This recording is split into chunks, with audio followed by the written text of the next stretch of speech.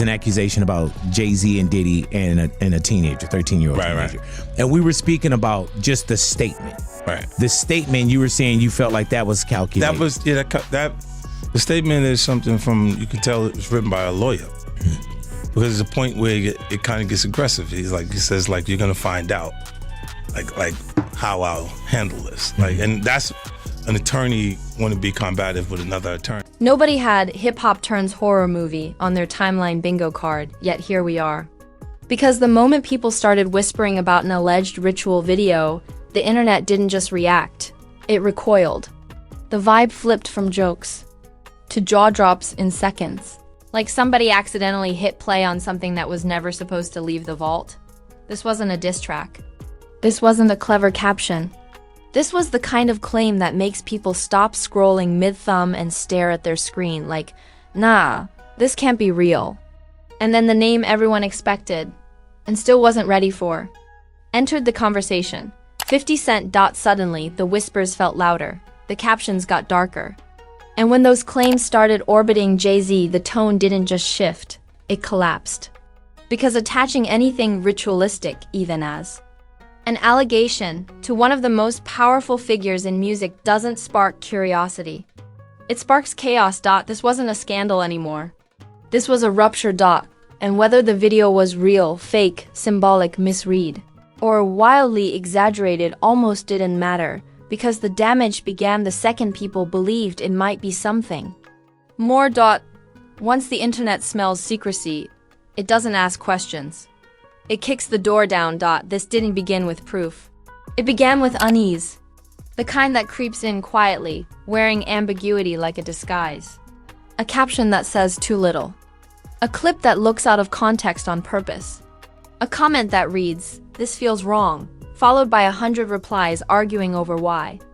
That's how the internet's darkest stories are born, not with facts, but with discomfort. The spark this time was talk of an alleged ritual video, not a rumor floating in the abstract, not a lyric pulled out of context. Something people claimed they could see. And once the word video enters a conspiracy, logic takes a seat in the back row, while imagination grabs the wheel. At first, it lived where these stories usually live: fringe accounts, recycled threads, screenshots of screenshots. The kind of content people mock during daylight hours and obsess over after midnight. But the captions got bolder. The tone shifted from "this is weird" to "this explains everything." And then the conversation swerved into a lane it couldn't come back from, because the name 50 Cent entered the chat. Whether through reposts, reactions, trolling, or the internet's favorite sport, projection, his association alone poured gasoline on the fire. He has a reputation for poking narratives until they bleed attention. Fair or unfair, once his name hovers near a story, people assume escalation is imminent. And escalation is exactly what the algorithm rewards. That's when Jay-Z became the focal point, not because of evidence, but because of symbolism. Jay-Z isn't just an artist, he's an institution.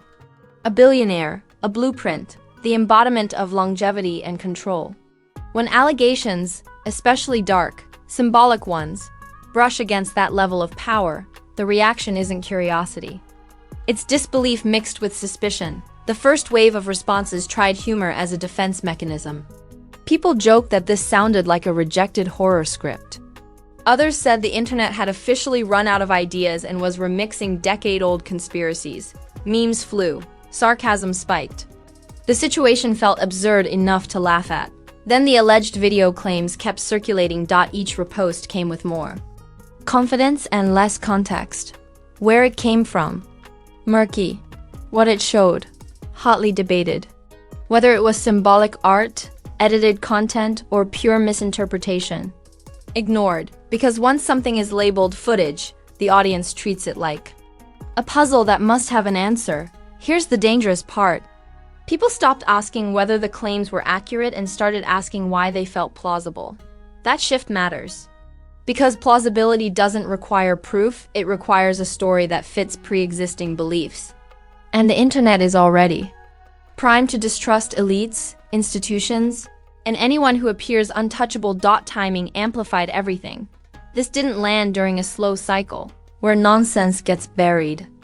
It landed when audiences were already skeptical, already suspicious, already eager to believe there's something dark behind polished success. Add the historic tension between Jay-Z and 50 Cent, real, exaggerated, or recycled, and the narrative practically wrote itself. Old clips resurfaced. Old interviews replayed with ominous music. Old jokes reinterpreted like foreshadowing. Lyrics were dissected as if they were coded messages. The past got retrofitted to serve the present. Storyline, which is the internet's favorite trick. And then there was silence. No immediate statement. No clarifying post. No dismissive laugh. Not because silence implies guilt. It doesn't. But because the internet treats silence like an empty room, it's allowed to redecorate. Every hour without a response became another thread. Another theory. Another confident voice saying, "Notice how nobody's denying it." As if denial is supposed to happen on the internet's timetable, what followed was a tonal shift you could feel. Jokes gave way to paranoia. Comment sections stopped sounding playful and started sounding convinced. Skeptics pushed back hard, insisting this was manufactured nonsense. Believers leaned in harder, claiming this explained everything. Nobody could agree on what everything meant. But agreement wasn't required anymore. The alleged video, or what people claimed was the video, became a Rorschach test. Skeptics saw misinterpretation. Believers saw confirmation. Content creators saw clicks. And the algorithm saw engagement spiking like a heart monitor. Every platform amplified it differently. Some treated it like breaking news. Others framed it as performance art. Reaction videos stacked up, each promising to finally explain the unexplainable.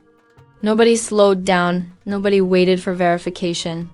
The mystery itself became the product. And then the language got heavier. This wasn't just industry weirdness anymore. Words like ritual, initiation, and symbolism entered the discourse, loaded terms that trigger cultural panic. Whether accurate or reckless, once those words appear, they can't be unspoken. They transform curiosity into fear and fear into conviction.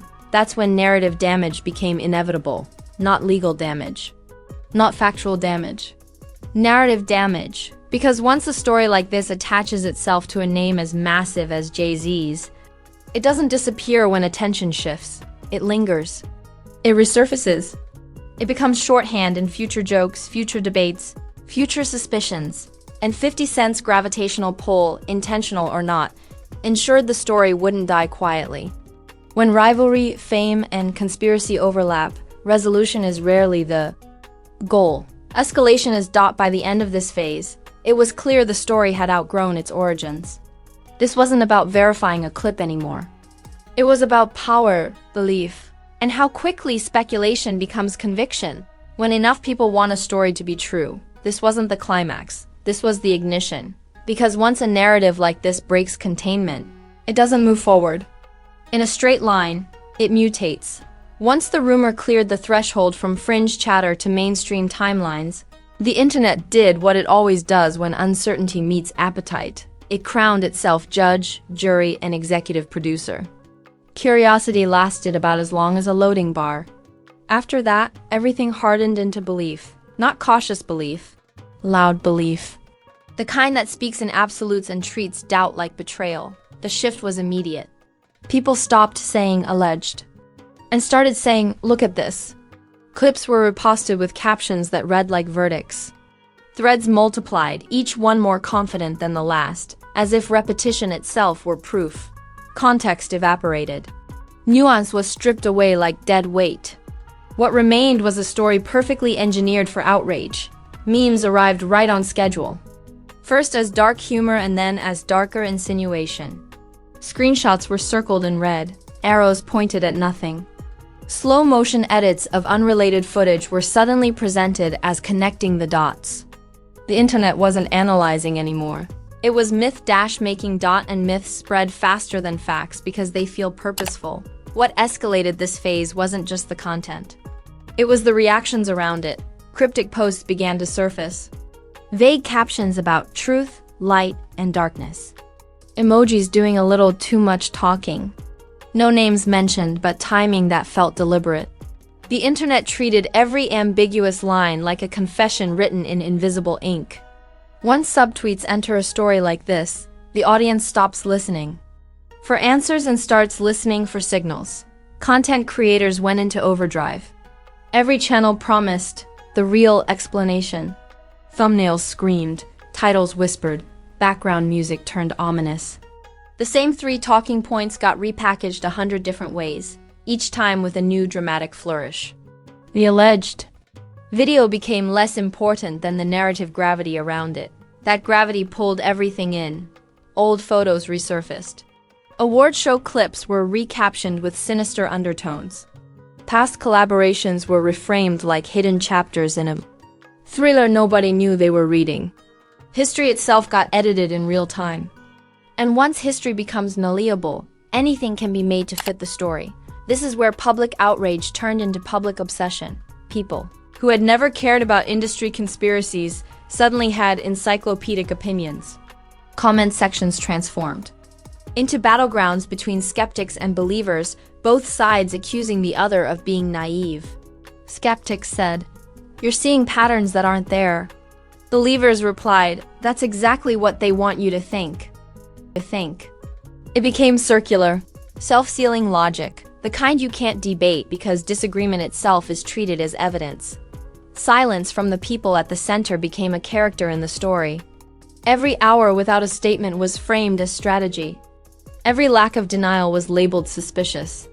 The internet doesn't understand waiting. It understands filling space.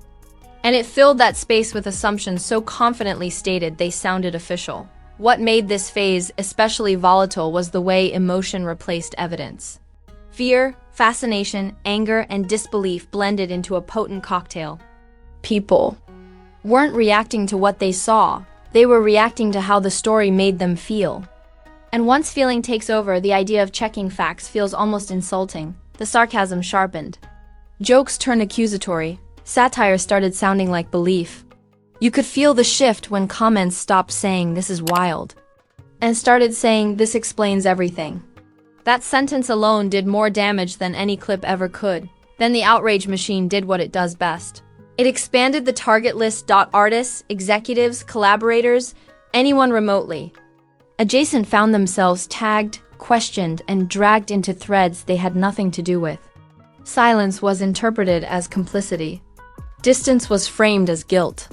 The internet doesn't care about fairness when it's building a story this dramatic. Behind the scenes, you could feel the tension through the screen. Interviews grew shorter. Appearances felt guarded. People chose words like they were stepping through a minefield. Even neutral conversations felt charged. Like nobody wanted to accidentally add fuel to a fire that was already roaring. And here's the most dangerous twist. The alleged video no longer needed to be clear, real, or contextualized. It had already done its job. It triggered a narrative that no longer depended on the original claim. The story became self-sustaining, feeding on reactions, reactions feeding on reactions, until the source itself felt irrelevant. The internet wasn't investigating anymore. It was deciding. By the end of this phase, the situation crossed a point of no return. The public didn't just know about the allegations, it had emotionally invested in them. Sides were chosen. Beliefs hardened. And even if the entire thing vanished tomorrow, the memory of it would stick. Because once people feel like they've glimpsed a secret, they don't unsee it. They carry that suspicion forward, applying it to future moments, future headlines, future jokes. The story becomes a lens. And once a lens exists, everything seen through it changes shape. The question was no longer, is this real? It became, what happens now that people believe it might be? And that's where the fallout truly began. After the internet finishes, shouting, it doesn't calm down, it settles. And what settles isn't clarity, it's residue. The kind that stains perception long after the original spark burns out. This is where stories like this do their real damage. Not through proof or consequences, but through repetition and reinterpretation. By this stage, the alleged ritual video wasn't the headline anymore. It was the reference. Everything started orbiting it. Conversations that had nothing to do with it suddenly bent in its direction. Lyrics sounded different. Business moves felt interesting. Old jokes carried a sharper edge. The story had crossed from rumor into atmosphere. For Jay-Z, the aftermath didn't look like panic or retreat. It looked like restraint. And restraint is dangerous in a culture that expects constant explanation. Supporters read composure as confidence, a refusal to dignify chaos with oxygen. Critics read the same silence as calculation, a belief that responding would only validate nonsense. Same move, opposite interpretations. That split alone kept the story alive, because once a narrative can support two opposing readings at the same time, it becomes indestructible. Every appearance became a Rorschach test. A neutral expression was analyzed like subtext. A public moment was clipped, slowed, and recaptioned. Even unrelated successes were filtered through suspicion. Not accusations, implications. And implications are far harder to shake than claims because they don't require defense. They float, they linger. They whisper. The gravitational pull of 50 Cent, real, exaggerated, or entirely imagined, ensured the story never cooled completely. His reputation for trolling, provocation, and strategic chaos meant anticipation became part of the content. Even when nothing new was said, people waited for it anyway. Silence became suspense. Expectation became engagement. That's how a rumor graduates into folklore. Behind the scenes, the effect showed up quietly. Not in public statements, but in posture. Conversations got shorter. Appearances became more controlled. People chose words like they were walking through a minefield. No one wanted to accidentally breathe life into a story that had already proven it could grow on its own. That caution spreads fast. The industry doesn't need proof to change behavior. It needs risk. And this narrative introduced risk through uncertainty. Being adjacent felt dangerous. Being quoted felt dangerous. Even dismissing the story felt like stepping into it. So people did what institutions always do when uncertainty rises. They minimized exposure. For audiences, fatigue eventually set in, but not dismissal. Fatigue doesn't mean disbelief. It means normalization. The story stopped shocking and started existing. It became background noise, resurfacing whenever a related topic trended. And background noise is powerful because it reshapes expectations without demanding attention. The next time a lyric sounded symbolic, it wasn't poetic first, it was suspicious. The next time success looked effortless, it wasn't admired, it was questioned. The next time power moved quietly, it wasn't strategic, it was interesting. That's the real consequence of narratives like this, not verdicts. Not confirmations. reframing. Cruel irony. None of this requires the allegations to be true, false, coherent, or even consistent. It only requires them to feel possible to enough people at the same time. Once possibility crosses a certain threshold, belief doesn't need confirmation to influence behavior. It needs repetition. Repetition is the internet's native language. As weeks passed, outrage cooled into contemplation. Reaction videos gave way to think pieces. Memes turned into nods. The tone shifted from explosive to reflective, which paradoxically made the story feel more legitimate to some. When a frenzy slows down, people mistake exhaustion for maturity. But the unanswered questions stayed unanswered. Where did the alleged video come from? What did it actually show? Why did it surface when it did? Those gaps didn't close, they widened. And wide gaps invite imagination. Imagination invites myth. Myth invites permanence. The most telling sign that the room had changed wasn't anger, it was hesitation. Hesitation in how people joked. Hesitation in how praise was framed. Hesitation in how quickly things were dismissed. Once hesitation appears, trust has already been taxed. None of this proves anything. None of it resolves anything. It reveals something else entirely. How easily the internet can alter reality without settling the score. This wasn't a scandal with a neat ending. It was a pressure event. A moment that showed how fast speculation attaches to power, how eagerly audiences hunt for hidden meanings, and how effortlessly implication can outrun verification. Eventually, the algorithm moved on. It always does. New drama, new outrage, new mysteries to chase. But this one didn't vanish. It folded itself into the background, ready to resurface whenever conditions were right. That's the lasting damage. Not the clip, not the claims. The lens, once a lens like this exists, everything seen through it changes shape. And the next time a rumor appears, it won't start from zero. It'll start from here. Because the internet doesn't forget what it almost believed. And this is why the internet is undefeated when it comes to turning whispers into wildfires. One rumor, one alleged clip, one perfectly timed name drop, and suddenly the timeline is convinced it's seen behind the curtain. This wasn't just another trending topic. This was a reminder that once a story feels dark enough, people stop asking questions and start choosing sides. Now I want your real take. No safe answers.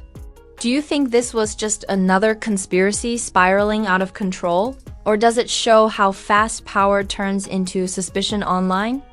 Drop your thoughts in the comments. Because the comment section is where the real investigation happens. And I already know it's about to get heated. If this breakdown had you locked in. Smash that like button like it owes you money borrowed. Your charger and never gave it back. Likes tell the algorithm to stop playing innocent and push this video to everyone who says they don't believe internet rumors, but somehow watches every single one. And if you're new here, hit that subscribe button right now. Not later, not after the next video, right now. Because stories like this don't come with press releases, they surface through leaks, reactions, and moments that were never meant to be seen this way. Turn on notifications too, because trust. This isn't the last time a name this big sends the internet into meltdown mode. When the next rumor drops, the next clip leaks, or the next narrative explodes, you'll want to be early, not confused. Scandals don't slow down. The internet doesn't forget. And the truth, it's always messier than the headline. Same chaos. Same energy, same place. And remember,